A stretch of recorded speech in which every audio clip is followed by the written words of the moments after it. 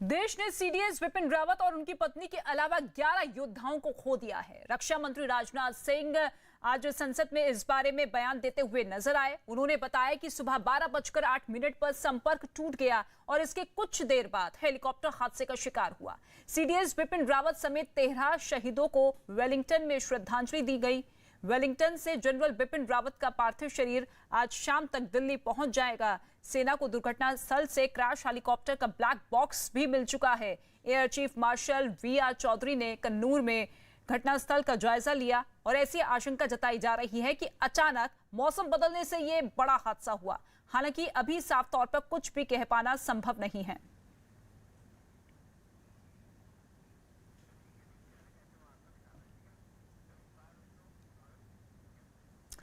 और तमिलनाडु के कन्नूर में हुआ हादसा जिसने पूरे देश को हिलाकर रख दिया है। एनिमेशन के जरिए हम आपको बता रहे हैं कि किस तरीके से यह हेलीकॉप्टर आगे बढ़ रहा था, लेकिन अचानक धुंध की सफेद चादर जिसकी वजह से हेलीकॉप्टर को अपनी उड़ान को थोड़ा नीचे करना पड़ा और यह हेलीकॉप्टर सीधे पेड़ से टकराया और जैसे ही पेड़ के साथ इस हेलीकॉप्टर की टक्कर हुई, तुरंत इस हेलीकॉप्टर में आग लग गई। ये देखिए, और ये पूरी तरीके से जमीन पर गिर गया।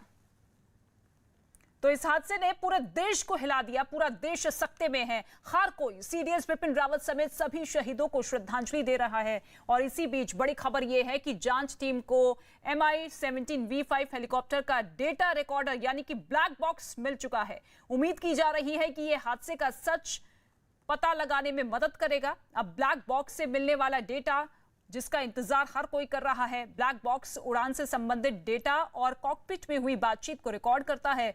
फॉरेंसिक टीम ने घटनास्थल से अहम सबूत जुटा लिए हैं।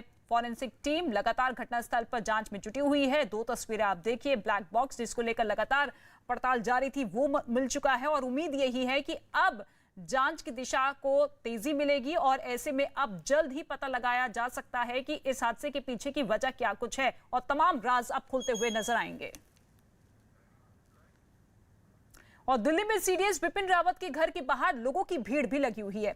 कई लोग वहां उनके पोस्टर लेकर पहुंचे, उन्हें श्रद्धांजलि अर्पित करते हुए नजर आए। पूरा देश इसी तरीके से उनके नेतृत्व क्षमता, उनके सेवा भाव, उनके व्यक्तित्व को याद करता हुआ नजर आ रहा है। ये बड़े बड़े पोस्टर्स लेकर ये लोग पहुंचे बिपिन रावत के घर के बाहर। हालांकि कुछ ही देर में उनका पार्थिव शरीर दिल्ली पहुंचने वाला है। प्रधानमंत्री नरेंद्र मोदी खुद पालम एयरपोर्ट पहुंचेंगे, श्रद्धांजलि अर्पित करते हुए नजर आएंगे। कल उनका अंतिम संस्कार किया जाना है दिल्ली कैंट में, लेकिन उससे पहले उनके पार्थिव शरीर को अंतिम दर्शनों के लिए रखा जाएगा। फिर अंतिम यात्रा भी निकाली जाएगी। लेकिन ये सीडीएस बिपिन रावत के घर की बाहर की तस्वीर हम आपको दिखा रहे हैं।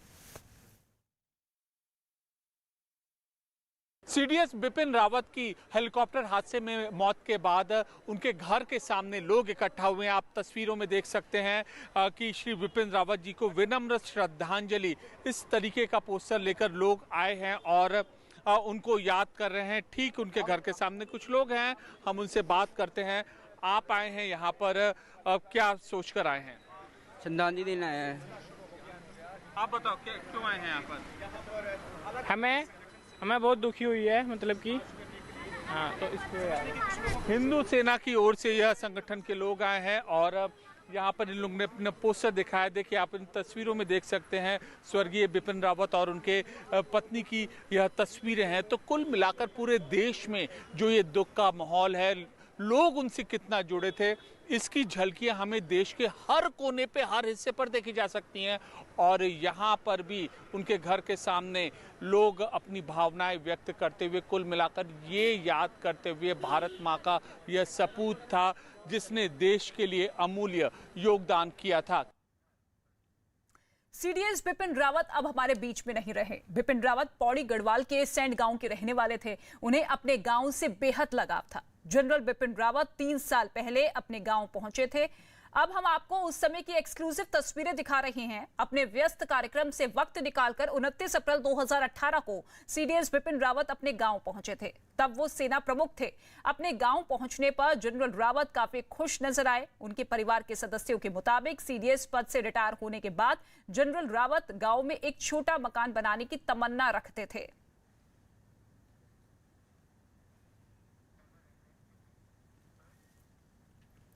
सीडीएस बिपिन रावत के निधन से उनके गांव बिरमौली खाल में मातम पसरा हुआ है। उनके सम्मान में गांव में एक शोक सभा रखी गई है।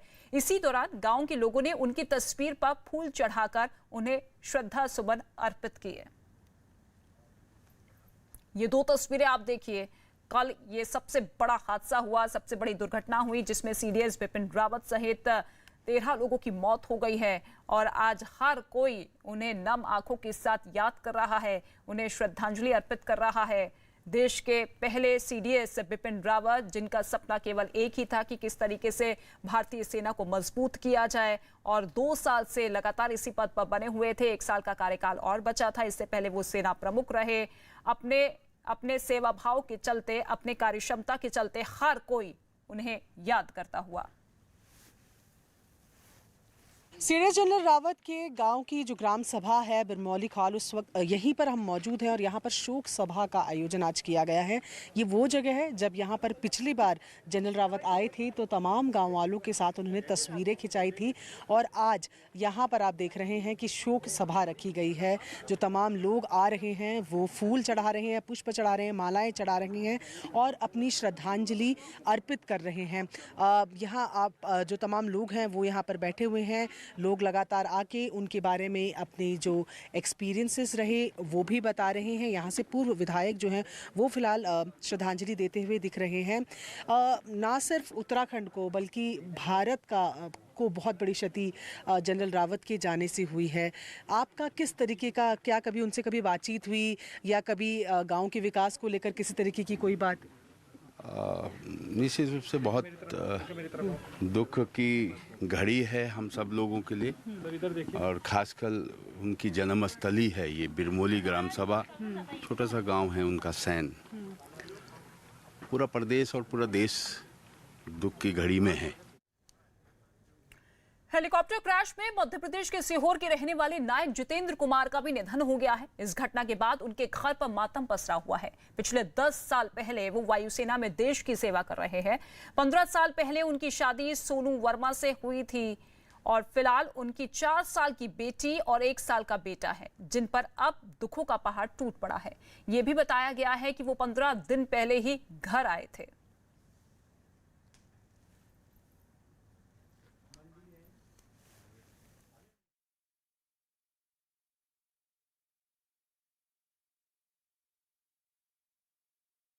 सेना में जाने के लिए तो उसने 8वीं से ही कंपलसरी रखा था कि भाई मेरे को आर्मी में जाना ही है। और बहुत अच्छा व्यवहार था, परिवार में भी बहुत अच्छा व्यवहार था। जब भी आता था चाचा नहीं भाई बोलता था मेरे को और बहुत अच्छा नेचर था। और बाकी बहुत मेहनत करता था, बहुत मेहनत की उसने। और अब क्या है कि अब आपके सामने क्या दुख व्यक्त करें, हम मतलब समझ नहीं पा रहे हैं। और काफ़ी मेहनत की उसने। अभी अंतिम बार कब आया था गाँव? अभी 9 तारीख को ही गया था। क्या चर्चा हुई थी जाने समय? किस तरह का माहौल था, क्या बात हुई थी? बहुत अच्छा माहौल था, बहुत उत्साहित था। उसको ऐसा नहीं था, वो उसको ये था कि मेरे को देश की सेवा फुलफाल करना मतलब करना है। तमिलनाडु के कुन्नूर में हुए हादसे में 13 लोग अपनी जान गंवा चुके हैं। उनमें राजस्थान के झुंझुनू के रहने वाले पायलट कुलदीप राव भी शामिल हैं। हादसे की जैसे ही खबर घर पर मिली, उनके घर पर मातम का माहौल दिखाई दिया। ये तस्वीर आप देखिए, राजस्थान के झुंझुनू के रहने वाले ये शहीद जवान थे और हर कोई सन है, सकते में है कि इतना बड़ा हादसा जो कल हुआ जिसमें 13 जवान शहीद हो गए हैं। ऐसे में हर किसी के घर में मातम का माहौल है। हर कोई यही दुआ कर रहा था कि कल जो घायल जवानों की खबर सामने आई थी वो बच जाए।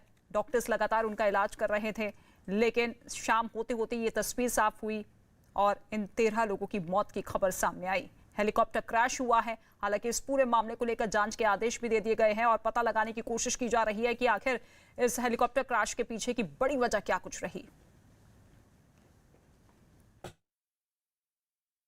सीडीएस बिपिन रावत के साथ कुन्नूर के जंगलों के अंदर जो हेलीकॉप्टर हादसा हुआ उसमें शहादत हुई, उसमें झुंझुनू के स्क्वाड्रन लीडर कुलदीप सिंह राव भी हैं। हम कुलदीप सिंह राव के परिवार के पास में हैं, जयपुर के अंदर। यहाँ पर उनकी फैमिली है। जाहिर तौर पर जिस तरह की जो सूचना मिली उसके बाद में परिवार काफ़ी मुश्किल स्थिति में है। उनके फादर हैं। सर, कब अभी आई कि इन्फॉर्मेशन सुबह आपको? नहीं, कल सुबह दोपहर को ही आ गई थी। कल दोपहर को 2 बजे मिल गई 3 पाँच। कोई बात हुई थी जब? नहीं, बात मेरी परसों शाम को हुई थी। ये उनके साथ ही पहले ही साथ ही थे, स्क्वाड्रन लीडर हैं, उसको यही उड़ा रहे थे? ये इसी हेलीकॉप्टर उड़ा रहा था। ये सेल्लोर है कोयम्बटूर में, उसमें पोस्टेड है। CDS उधर गए थे, उनको उधर से पिकअप करके विलिंगटन स्टाफ कॉलेज में लेके जा रहा था। अभी वहाँ से कोई सूचना आई? आप वहाँ जा रहे हैं दिल्ली? नहीं, मेरी बेटी गई हुई है, उसने सूचना दे दिया, वो उनको लेके आ रही है। हेलीकॉप्टर हादसे में ब्रिगेडियर लखविंदर सिंह लिड्डा भी शहीद हो गए हैं। शहीद लखविंदर सिंह चंडीगढ़ के पास पंचकुला के रहने वाले थे और वो कभी कभी छुट्टियों के दौरान वहां आते थे।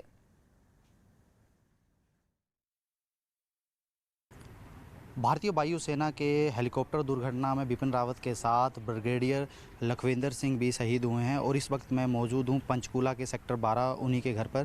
फ़िलहाल जो है उनकी फैमिली जो है वो दिल्ली में रह रही हैं और उनकी जो माता थी वो इसी घर पे जो थी वो रहती थी। और जैसे ही उनकी शहादत की खबर मिली तो उनकी जो माता जी है वो दिल्ली के लिए रवाना हो चुकी हैं। और जो ब्रिगेडियर लखविंदर सिंह लीडर थे वो जो थे इनकी फैमिली में थे, दूसरी पीढ़ी के सेना के अधिकारी थे। और पंचकूला स्थित जो ये उनका घर है और कुछ ही समय पहले जो थे वो जम्मू के एरिया में भी जो है काम कर चुके हैं और उनकी जो है दूसरी बटालियन जम्मू राइफल की दूसरी बटालियन में जो कमान संभाली थी। और ब्रिगेडियर को जल्द ही बिपिन रावत के साथ जो है उन्हें मौका मिला था उनके दस्ते में काम करने के लिए। और जो पंचकूला की हम बात करें तो पंचकूला में भी काफ़ी जो है उनकी शहादत की खबर सुनकर जो है पूरा पंचकूला जो है वो शोक की लहर में है। और यहाँ पर जो है उनके जो फ़िलहाल उनकी माता जी हैं वो दिल्ली में है। और हमारे साथ उनके जो पड़ोसी हैं विनोद कुमार जी, उनसे बात करते हैं। सर ये बताइए कि कब आपको उनकी शहादत का पता लगा?